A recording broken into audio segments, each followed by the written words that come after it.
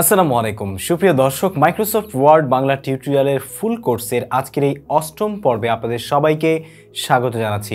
আজকের পর্বে আপনাদের সাথে মাইক্রোসফট ওয়ার্ডের অনেক গুরুত্বপূর্ণ একটা বিষয় শেয়ার করব, আর সেটা হচ্ছে কিভাবে আপনারা মাইক্রোসফট ওয়ার্ডে আসলে টেবিলের ইফেক্টিভ ব্যবহার করতে পারবেন, টেবিল কিভাবে ইনসার্ট করবেন, কিভাবে টেবিল তৈরি করবেন এবং যে কোনো চেকলিস্ট তৈরি করার ক্ষেত্রে কিভাবে আপনারা টেবিলকে ব্যবহার করতে পারবেন, টেবিল ড্র করা এবং টেবিলের ইনসার্ট করা, টেবিলের কলাম রোর বিভিন্ন সেটিংসগুলো আজকের ভিডিওতে আপনাদেরকে আমি ইনশাল্লাহ সহজ ভাষায় সহজ করে বুঝিয়ে দিব।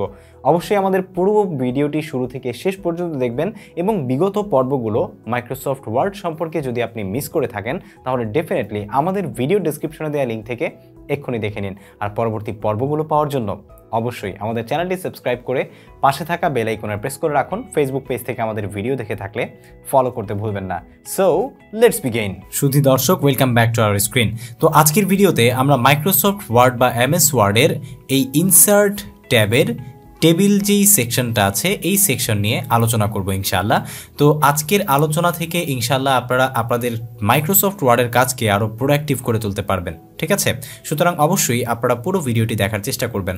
যদিও ছোট ছোট করে আপনাদের সাথে শেয়ার করছি, বাট আই হোপ এই ছোট ছোট এপিসোডগুলো দেখার পরে আপনারা মাইক্রোসফট ওয়ার্ড সম্পর্কে এই হাঁটি হাঁটি পাপা করে ছোট ছোট বিষয়গুলো শিখতে শিখতে একদিন অনেক বেশি এক্সপার্ট হয়ে যাবেন, ঠিক আছে? সো আপনারা যারা আসলে এই ধরনের কাজগুলো করেন মাইক্রোসফট ওয়ার্ডে, যারা এই যে মান্থ, নেম, জানুয়ারি বা ইনকাম বা এই ধরনের লিস্টিং কার্যক্রমগুলো করেন, যেগুলো আসলে এইভাবে না করে যদি আমরা একটু টেবিল আকারে তৈরি করি, তাদের জন্য কিন্তু আসলে এই টেবিলটা ইফেক্টিভ একটা জিনিস হতে পারে এবং সেটা খুব কার্যকরভাবে আপনাকে সুন্দর একটা ফিডব্যাক দিতে পারে, ঠিক আছে? যেমনটা দেখুন, আমরা যদি কোনো টেবিল মাইক্রোসফট ওয়ার্ডে ইনসার্ট করতে চাই তাহলে সেক্ষেত্রে সরাসরি আমরা এখান থেকে টেবিল সেকশনে এসে আমাদের যদি ধরে নিচ্ছে আমরা দুইটা টেবিল, ঠিক আছে, দুইটা র এবং দুইটা কলাম আমাদের লাগবে, তাহলে সেক্ষেত্রে এখান থেকে এসে আমরা আসলে টেবিল এবং র কলাম সেই হিসাবে নিতে পারবো। যেমন আমরা ধরে নিচ্ছি যে এরকমভাবে দুইটা নিব এবং উপরে নিচে দুই পাশে দুইটা দুইটা নিচ্ছি, ঠিক আছে? আমরা ধরে নিচ্ছি যে আচ্ছা, আমি প্রথমে এইখানে তিনটা বক্স নিচ্ছি। তো এইখানে আপনি যেই বক্সটা দেখতে পাচ্ছেন, আমরা যদি এটাতে ক্লিক করে এখানে আপনারা দেখতে পাচ্ছেন যে টেবিলের কিন্তু দুইটা সেকশন আছে, একটা হচ্ছে কলামস আর একটা হচ্ছে র। তো আপনি যদি এখানে ইনসার্ট র দেন, ঠিক আছে, এখানে ক্লিক করার পরে আমরা যদি এখানে ক্লিক করে যদি ইনসার্টে এসে রাইট বাটন ক্লিক করে এখান থেকে ইনসার্টে এসে ইনসার্ট র যদি বিলো দেই, তাহলে দেখতে পাচ্ছেন যে নতুন একটা র তৈরি হয়েছে। তার মানে হচ্ছে এই পাশে এইভাবে আপনারা ল্যান্ডস্কেপে বা লেংথলি আপনারা যেটা দেখতে পাচ্ছেন এটা হচ্ছে র, আর এইভাবে আপনারা যেগুলো দেখতে পাচ্ছেন এটা হচ্ছে কলাম, ঠিক আছে? সুতরাং আমরা টেবিলের কলাম এবং রর সাথে নিশ্চয়ই পরিচিত হয়ে গেছি। সো কলাম এবং র না চিনলে আপনি কিন্তু টেবিলের যেই কার্যক্রমটা সেটা আসলে খুব ভালোভাবে বুঝতে পারবেন না। সো এটাকে আমরা এখান থেকে ডিলিট করে দিচ্ছি। ডিলিট করে দিয়ে আগে দেখাই যে আপনার ইনসার্টে এসে এই টেবিল সেকশনে এসে কীভাবে আসলে টেবিল ইনসার্ট করতে পারেন। একটা পদ্ধতি হচ্ছে আপনার যেই কয়টা টেবিল দরকার সে কয়টা আপনি এখান থেকে বাছাই করে জাস্ট তৈরি করে ফেলবেন। এই যে এখানে আমি মাউসটা সরাচ্ছি, এভাবে টেবিল তৈরি হয়ে যাচ্ছে। আরেকটা পদ্ধতি হচ্ছে এখান থেকে ইনসার্ট টেবিল অপশনে এসে আপনার কয়টা কলাম লাগবে এবং কয়টা রো লাগবে আমরা ধরে নিচ্ছি। আমাদের এইখানে দেখতে পাচ্ছেন যে একটা হচ্ছে সিরিয়াল নাম্বার, একটা হচ্ছে মান্থ নেম, একটা হচ্ছে ইনকাম। এই তিনটা আমাদের লাগবে, সিরিয়াল নাম্বার, মান্থ নেম এবং ইনকাম। এই তিনটা আমাদের কলাম লাগবে, আর র আমরা ধরে নিচ্ছি দুইটাই, ঠিক আছে? সুতরাং আমরা এখানে তিনটা দিলাম র কলামস এবং র দিচ্ছি দুইটা। দেওয়ার পরে আমরা এখান থেকে ওকে দিয়ে দিচ্ছি, ঠিক আছে? সো ওকে দিয়ে দেওয়ার পরে দেখতে পাচ্ছেন আমাদের তিনটা কলাম কিন্তু হয়ে গেছে এবং দুইটা র হয়ে গেছে। সো এখন যদি আমরা এইটাকে একটু এভাবে চাপিয়ে দিয়ে এখানে লিখে দেই সিরিয়াল নং, ঠিক আছে, এবং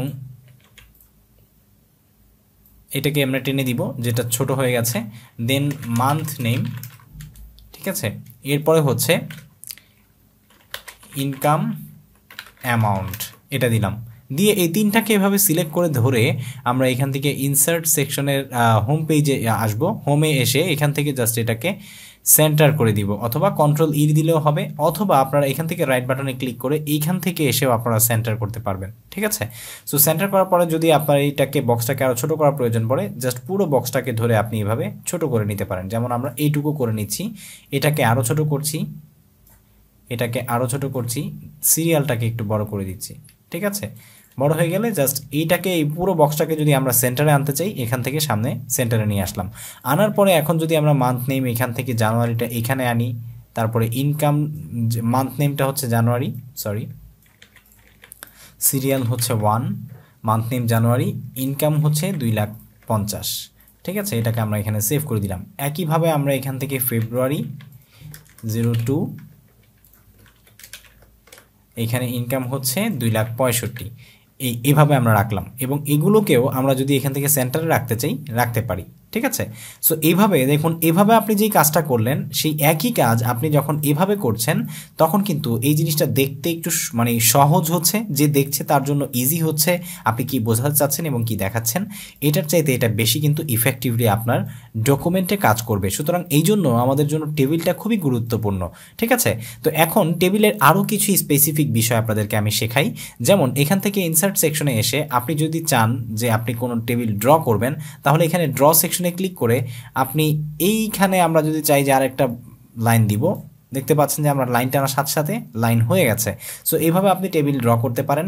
এইখান থেকে ড্র সেকশনে এসে আপনি চাইলে ইরিজ করতে পারেন। যেমন আমরা যদি এখানে আরেকটা টেবিল অ্যাড করি, দেখতে পাচ্ছেন আরেকটা টেবিল অ্যাড হয়েছে। অ্যাড হওয়ার পরে যদি কম বেশি থাকে ওটাকে আপনি ঠিক করে নিতে পারবেন, দ্যাট ডাজন্ট ম্যাটার। আপনি চাইলে এটাকে ইরেজও করতে পারবেন। ঠিক আছে, যেমন আমরা যদি এখান থেকে ইরেজারে এনে এটাকে আমরা মুছে দিই, তাহলে দেখতে পাচ্ছেন এটা ইরেজ হয়ে গেছে, দুইটা এক হয়ে গেছে। অথবা আমরা যদি এইটাকে এখান থেকে ইরেজ করে দিই, এটাকে এখান থেকে ইরেজ করে দিই, তাহলে দেখতে পাচ্ছেন এই দুইটাও মুছে গেছে। ঠিক আছে, সো এইভাবে আসলে আপনি করতে পারবেন। অথবা আপনি যদি উপরেরটা রেখে জাস্ট এই দুইটাকে ইরেজ করতে চান সেটাও করতে পারেন। এইভাবে কিন্তু আপনি ইরেজ করে নিতে পারেন। ঠিক আছে, এখান থেকে ইরেজারে এসে। আর টেবিল প্রপার্টিজে এসে কিন্তু আপনি আপনার টেবিলের যেই লেখার ধরন আপনার সেন্টারে থাকবে সেটা, নাকি আসলে অ্যারাউন্ডে থাকবে, নাকি লেফটে থাকবে না রাইটে থাকবে, এটা করতে পারেন। এবং রোজের যেই সেকশনগুলো আছে স্পেসিফিক হাইট কত দিতে যাচ্ছেন, আমরা দিয়েছি 0.41 ইঞ্চ। ঠিক আছে, এবং কলামের যেই উইথ সেটা আমরা এখান থেকে চেঞ্জ করে দিতে পারবো, আপনারা চাইলে করে দিতে পারেন। সেলের উইথও আপনারা চেঞ্জ করতে পারবেন। এবং অল্টার টেক্সটে এসে আপনি এখানে টাইটেল এবং ডেসক্রিপশন দিতে পারেন অল্টারনেটিভ। ঠিক আছে, সো আমরা এগুলোকে এখানে কিছুই করছি না। সো এভাবে আমরা টেবিলটাকে রাখলাম। ঠিক আছে, এছাড়াও আপনি যদি টেবিলটাকে আরেকটু স্পেসিফিক্যালি এডিটিং করতে চান, যেমন এখানে আপনারা দেখতে পাচ্ছেন convert to text to table. আপনি যদি কোনো টেক্সট টু টেবিল করতে চান তাহলে সেক্ষেত্রে আমরা এই টেক্সটটাকে ধরলাম, ধরার পরে এখানে এসে কনভার্ট টু টেক্সট টু টেবিলে এসে আমরা যদি দেখতে পাচ্ছেন যে 3টা কলাম এবং 2টা রোতে রেখেছি, রাখার পরে এখানে ওকে দিয়ে দিচ্ছি, দেখতে পাচ্ছেন automatically convert to text to table হয়ে গেছে। তো এটা টেক্সট টু টেবিল হওয়ার পরে একটু 19-20 আছে, এটা আপনাকে করে নিতে হবে। ঠিক আছে, সবসময় আসলে পারফেক্টলি করা হয় না। সো এটা একটা সেকশন। আরেকটা সেকশন হচ্ছে আপনি এক্সেল ব্রডশিটও কিন্তু আপনি ইউজ করতে পারবেন। ঠিক আছে, এখান থেকে এক্সেলের ব্রডশিট সিঙ্ক্রোনাইজ করতে পারবেন। যেমন আমরা এক্সেল ব্রডশিট যদি এখানে আনার পরে দেখতে পাচ্ছেন একদম এক্সেলের মতো সব কিছু আমাদের চলে এসেছে। এটাকে যদি আমরা এখান থেকে কাজ করতে চাই, যেমন আমরা 100, 1000 + 1000, 100, এই দুইটা মিলে কত হলো, আমরা নিচে টান দিলাম। ওকে, এখানে সমান সমান আমরা দিচ্ছি, সমান সমান দিয়ে 1000 + 100 ইকুয়াল টু এন্টার দিলাম, দেখতে পাচ্ছেন যে 1100 হয়ে গেছে।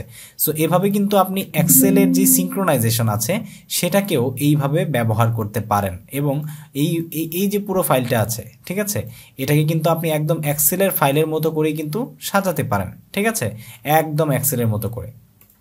এবার এটাকে যদি আমরা এভাবে ছেড়ে দিই তাহলে আপনারা দেখতে পাচ্ছেন যে এটা কিন্তু একটা টেবিল বক্স হিসাবে হয়ে গেছে। আবার ডাবল ক্লিক করলে আপনি এখানে এক্সেলের মতো করে কাজ করতে পারবেন। মানে হচ্ছে আপনি মাইক্রোসফট ওয়ার্ডেই এক্সেলে শিফট করা ছাড়া এক্সেলের সমস্ত রকমের ফিচার নিয়ে এসে কাজ করতে পারবেন এই টেবিল সেকশন থেকে, যেটা খুবই দুর্দান্ত আমার কাছে মনে হয়েছে।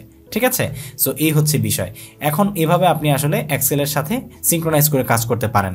এটা হচ্ছে একটা সিস্টেম। আরেকটা হচ্ছে কুইক টেবিল সিস্টেম আছে। সো আরেকটা সেকশন হচ্ছে কুইক টেবিল সিস্টেম। এখানে যদি আমরা কুইক টেবিল সিস্টেমে আসি, এখানে দেখতে পাচ্ছেন যে কিছু কুইক টেবিল সিস্টেমের ফরম্যাট আছে। সেটা যদি আপনার কাজ অনুযায়ী মিলে যায় তাহলে আপনি সেটা করতে পারেন। যেমন এখানে আপনারা যদি কোনো ক্যালেন্ডার দিতে চান, আমরা ধরে নিচ্ছি ডিসেম্বরের একটা ক্যালেন্ডার তৈরি করব, ঠিক আছে, অথবা নভেম্বরের একটা ক্যালেন্ডার তৈরি করব।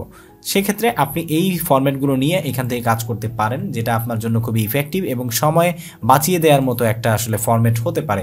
সো এটা হচ্ছে সিস্টেম। এখন আপনাদেরকে আমি চলুন দেখিয়ে দিচ্ছি যে আসলে একটা টেবিলকে যদি আপনি কালার করতে চান, বা কালারাইজ করতে চান তাহলে সেক্ষেত্রে সেটা কিভাবে করবেন। জাস্ট আপনি টেবিলে ডাবল ক্লিক করবেন, ডাবল ক্লিক করার পরেই আপনাকে দেখতে পাচ্ছেন ডিজাইনে নিয়ে আসা হয়েছে। এইখান থেকে এসে এইটাতে ক্লিক করলে মোর অপশনটাতে আসলে আপনি দেখতে পাচ্ছেন হরেক রকমের কালার এখানে আছে। আমরা এটাকে একটু নিচে নিয়ে আসি তাহলে দেখতে সুবিধা হবে। সো এখান থেকে এসে আমরা এই যে আইকনটা আছে মানে 4 বক্সের এই আইকনটাতে রেখে আমরা এখান থেকে কালার সেকশনে আসার পরে এইখান থেকে কোন কালারটা আপনি আসলে সিলেক্ট করতে চাচ্ছেন সেটা সিলেক্ট করে দিবেন। যেমন আমরা যদি আমাদের টেবিলের কালার এটা রাখতে চাই তাহলে দেখতে পাচ্ছেন আমাদের কালারটা কিন্তু এরকম হয়ে গেছে। আপনি চাইলে এটার কালার যে কোনো সময় চেঞ্জও করতে পারবেন, ঠিক আছে, একদম আপনার মন মতো। যদি এটা দেন তাহলে ব্লু হয়ে যাবে, ঠিক আছে।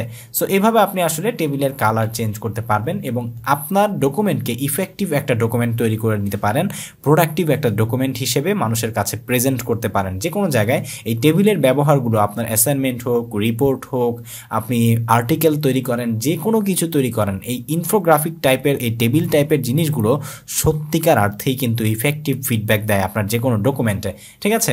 সো বন্ধুরা, আশা করছি আপনারা বুঝতে পেরেছেন যে এই টেবিল সেকশনটা ব্যবহার করে কিভাবে আপনি আপনার ডকুমেন্টেশনকে মাইক্রোসফট ওয়ার্ডের মাধ্যমে আরও প্রফেশনাল মানে লুক দিতে পারেন বা প্রোডাক্টিভ করে তুলতে পারেন। আশা করছি আমাদের আজকের ভিডিও থেকে আপনি অনেক কিছু শিখতে পেরেছেন।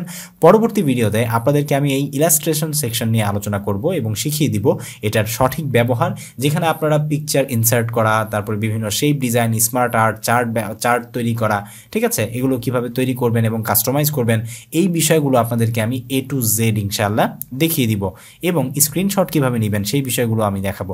সো সেই ভিডিওগুলো পেতে অবশ্যই আমাদের চ্যানেলটি সাবস্ক্রাইব করে রাখতে ভুলবেন না। ফেসবুক পেজ থেকে আমাদের ভিডিও দেখে থাকলে ফলো করে রাখবেন। আসসালামু আলাইকুম ওয়া রাহমাতুল্লাহি ওয়া বারাকাতুহু।